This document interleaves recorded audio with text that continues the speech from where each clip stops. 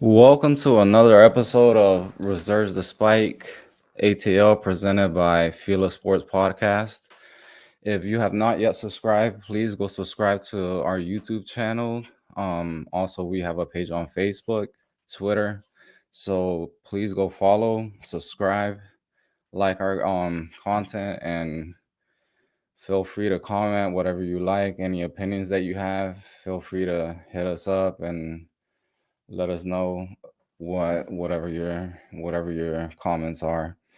So what I want to get down to exactly is this weekend's match against Columbus Crew, which in my opinion was not the result obviously that Atlanta United wanted.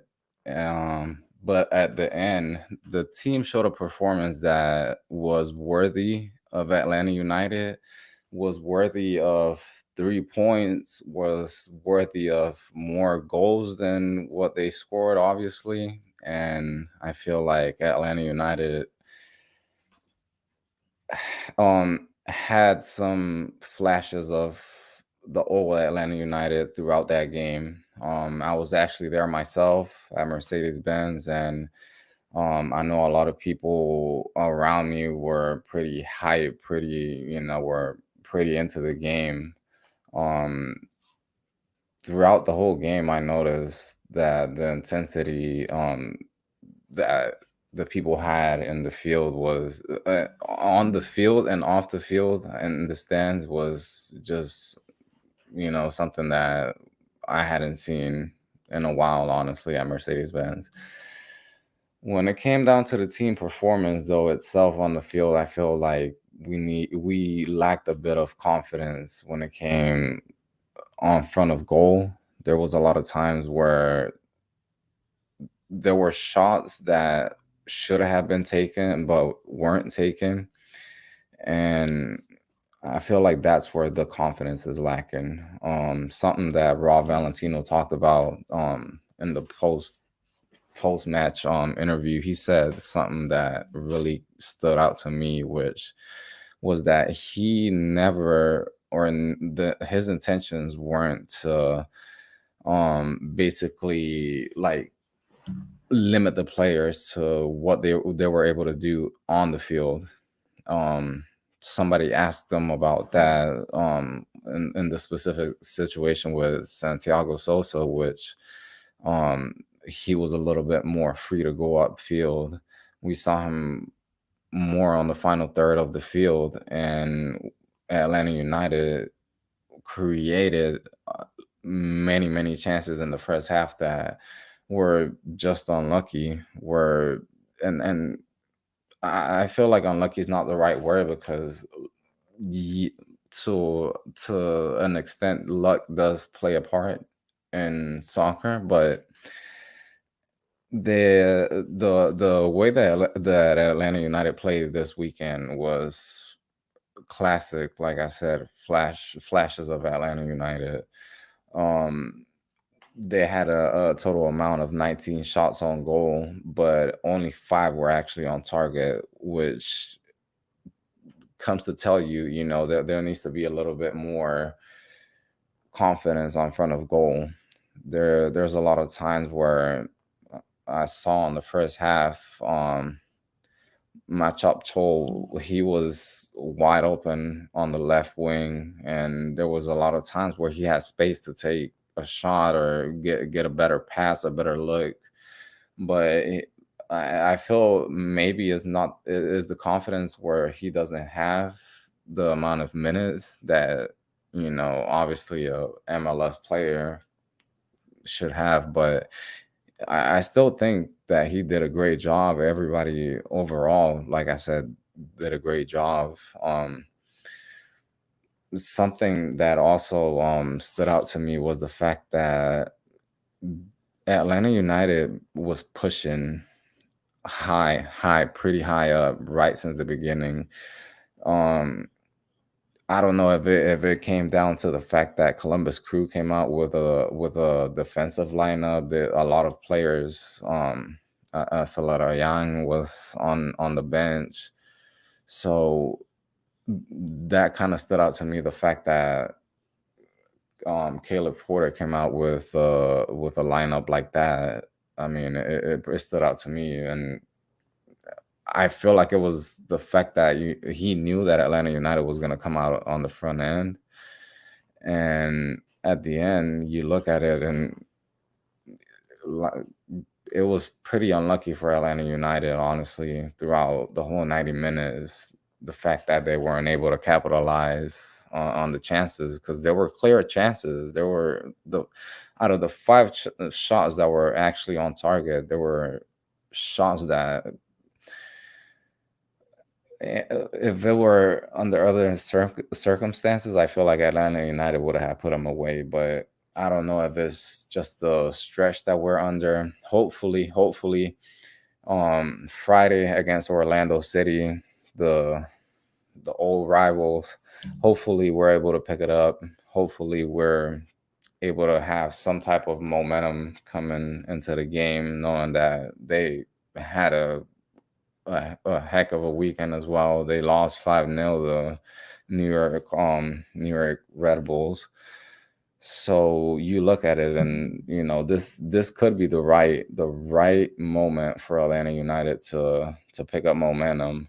There's still a lot of matches left to be played throughout the season, a lot of points to be played for, and Atlanta United is, if I'm not mistaken, 8-10 points from playoff picture. But the way that I see it is, if they keep playing the way that they're playing right now, and they're actually able to turn that momentum into goals, they will be in the playoffs. They will be, and they may not be the high seed that they will hope for, or that everybody would think that they would be. But if they're actually able to get themselves into the playoffs, Atlanta United is going to be one of the teams that people are not going to want to face, because of the fact that, if, like I said, they're able to turn it around, they're a team that, on the offensive end and on the defensive end, I mean, you got players like Miles Robinson, George Bello, even Brad Guzan himself. I mean, all three on the back end, and yet again, Atlanta United has been putting pretty solid performances on the defensive end. But defenses win you games, but you also got to have offense. You can't, I mean, you can't have only one arm, basically. You got to have both arms.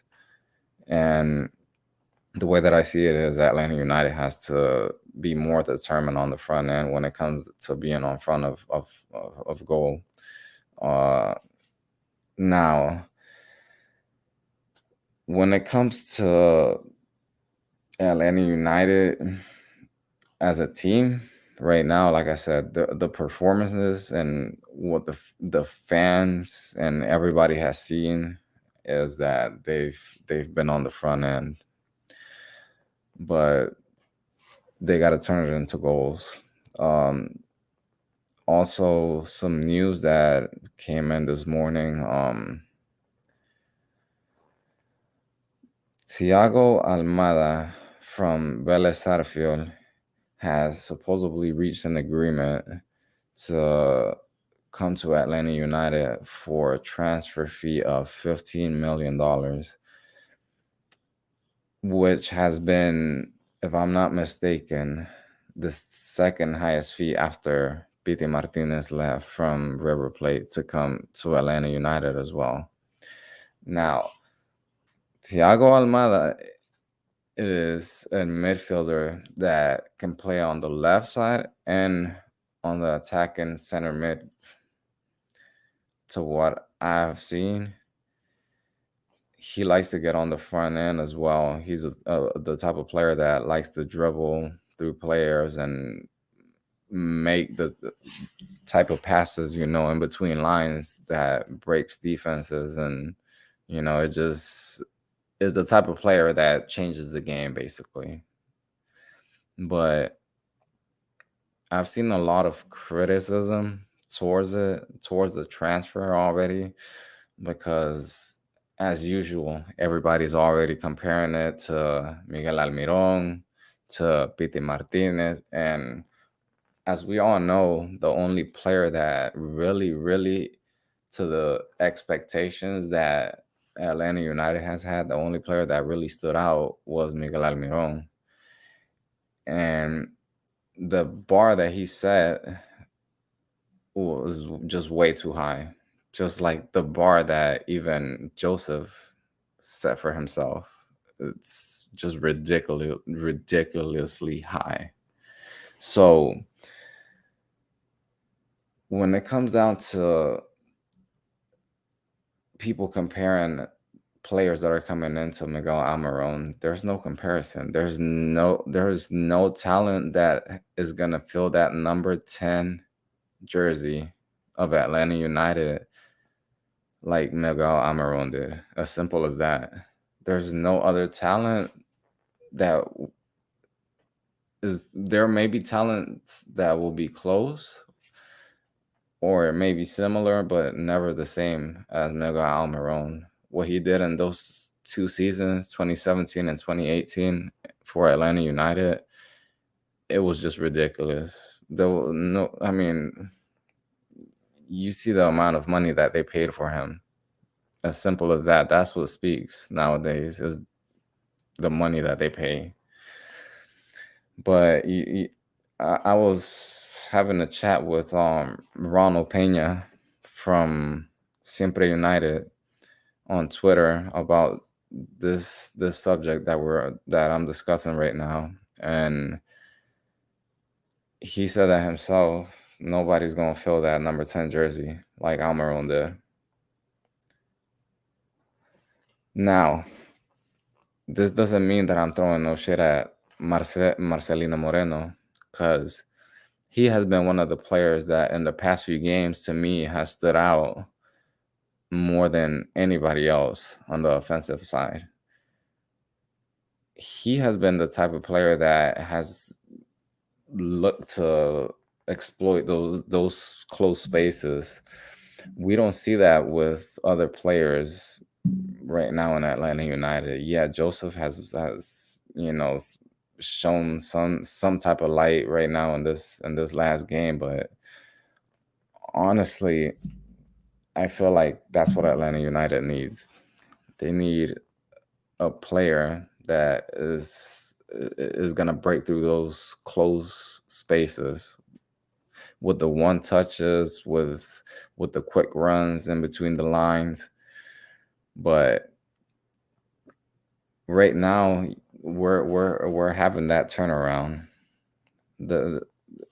As I said the last episode, we can't criticize, from one game. Now we're 2 games in. We see the momentum that the players are having, and overall,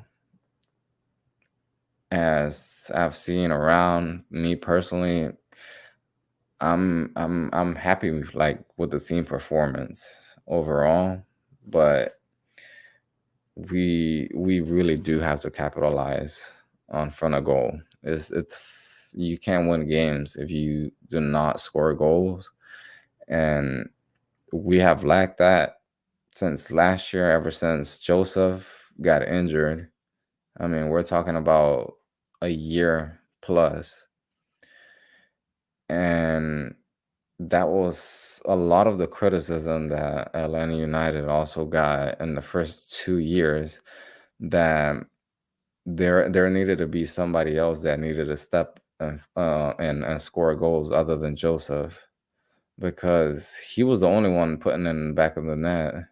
He was the only one putting. I'm not gonna say the only one putting the team on his back, but that's what it seems like, because he was the only one scoring all the goals. But like I said, that in a way, that's not how it really is. There was other players also, that made him perform the way that he performed, and that's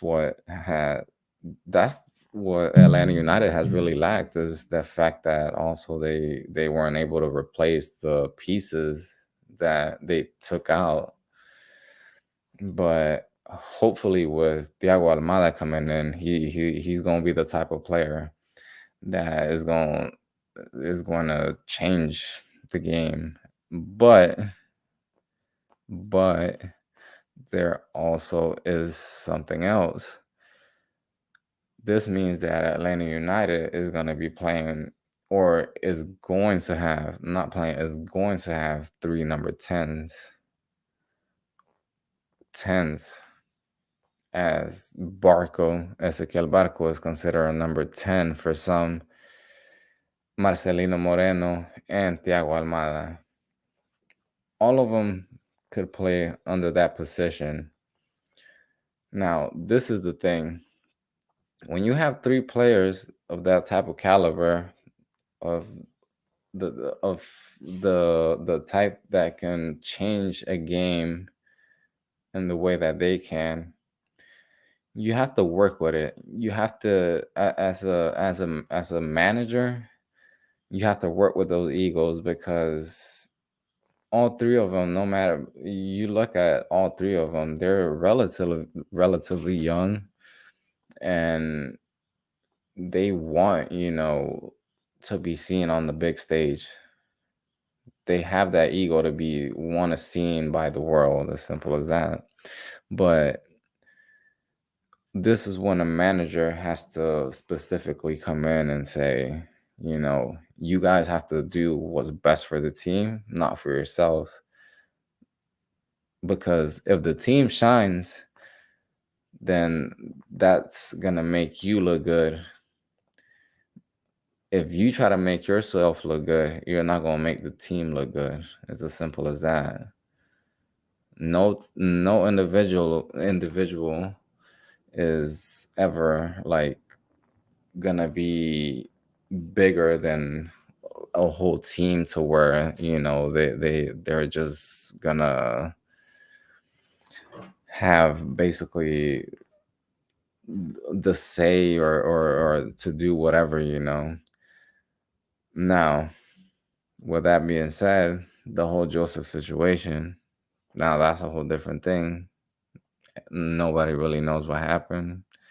um a lot of the inner circle from Gabriel Heinz said they denied the allegations that players were denied water and stuff like that. But that's something that's a whole different thing, because there's no actual, you know, stuff that has come out of Atlanta United itself. They've never really spoke about it. Neither they will do it. So there've never really been any transparent with the fans itself with those types of situations. Um, but overall, um, you have to look at it the way that, Atlanta United just really has to be able to get into the playoffs, honestly, as simple as that, this season. Because looking at the team, how it's playing, and if they do keep on playing this way, and they're not able to pick up any points and stuff like that and get themselves into the playoffs, um, honestly, I feel like that would be a huge upset again for a lot of fans. Um, Myself, I know that, I really never thought that I would see Atlanta United in a situation like this. But this is where they have to come and pick up, the pieces, and especially the front office. Like I said before, they really weren't able to replace the pieces that they had. And you just have to have a whole reconstruction itself. If Atlanta United wants to have, the team that wants to be competing for a championship and not be competing whether they're able to make it into the playoffs or not, then they're gonna have to make big changes. But we'll see. We'll see um what they're able to do. Um Also, I wanted to mention something to you guys that FILA Sports Podcast is presented to you by Ray's Energy Drink. Ray's Energy Drink is the official energy drink of FILA Sports Podcast. You can use the code FILA SP to get a 15% off whenever you check out. So check Ray's Energy Drink. Um, so as we're speaking right now, we're supposed to be getting news, hopefully within the next hours or so, or within the next day or so, about the transfer of Thiago Almada. As I said before, hopefully he's able to come and be a great addition to the team. Um, Hopefully he's able to be part of the team and to be on the field soon. Definitely, there has to be the whole protocols with the COVID and stuff like that, the quarantine, and so there definitely has to be a process in between. And that's basically this week's review. There's, like I said, the game that's coming up in Exploria Stadium this Friday against the old rivals, the Kitties, Orlando City, which we'll hope we're able to turn it around at the right time, at the right moment, which I know for a lot of the fans of the 17 family, I know that will be like an early Christmas present for Atlanta United to just trash Orlando City. But we'll see what happens Friday. I'm not sure yet, but hopefully this weekend we'll have another episode of Resurge the Spike ATL. If you have not yet subscribed to FILA Sports Podcast, please go subscribe on YouTube. Go like us on Facebook. We're also on Twitter. And also, the official sponsor of FILA Sports Podcast is Ray's Energy Drink. Use the code FILA SP to get a 15% off your purchase when you check out. So don't forget to go check them out. Also, don't forget to go like FILA Sports Podcast. And we'll see you on another episode. Take care, all you 17s, and we'll see you next time.